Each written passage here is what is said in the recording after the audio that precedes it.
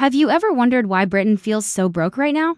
A Labour MP just went viral explaining it all with biscuits. And honestly, it's one of the clearest explanations I've ever seen. Let's break it down. The MP is McKee, and his video has already racked up millions of views. He starts by explaining something called the debt-to-GDP ratio. It sounds complicated, but stick with me. Imagine a chocolate bourbon represents the UK's total debt, and a custard cream represents how rich the country is, or its GDP. McKee explains that when he was born in 1994, for every pound the UK made, the government owed about 30 pence. So, for every custard cream, there was less than a third of a chocolate bourbon in debt. This stayed pretty stable until the 2008 financial crisis. To bail out the banks, the government had to borrow a lot of money and the debt jumped to 60%. That means the chocolate bourbon pile got a lot bigger over the next decade. Under a Tory government, it climbed even higher to about 80%. Then, the pandemic hit.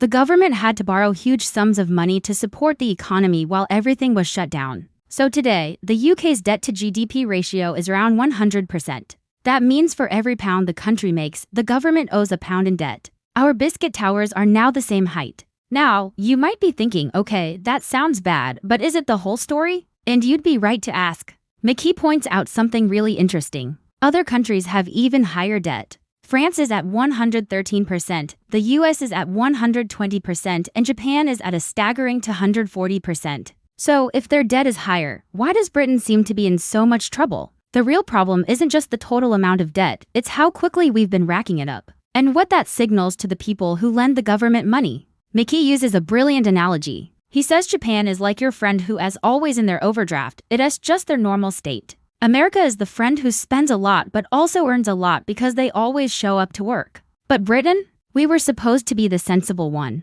Instead, it's like we suddenly bought a new car, a dog, and a hair transplant all in 1 month. Pretending we got a huge pay rise when really, we just maxed out a new credit card. Our spending habits changed suddenly and drastically because of this rapid increase in borrowing. The lenders, the people, and institutions that buy government bonds are getting nervous. They see the sudden spending spree and think, this looks a bit risky. So, to compensate for that higher risk, they start charging the UK government more interest on the money they lend. And this is where it really hits home. We're right now in a crazy situation where 8% of all the money the UK government spends is just on paying the interest on its debt. Just the interest. That's more than double the entire defense budget. Think about that. We are spending more money just to service our debt than we are on defending the entire country. As McKee puts it, when that happens, you know things are not good. This simple biscuit explanation really cuts through the noise. It shows that the problem isn't just the number itself, but the story behind it. The sudden, sharp increase in borrowing has made lenders jittery,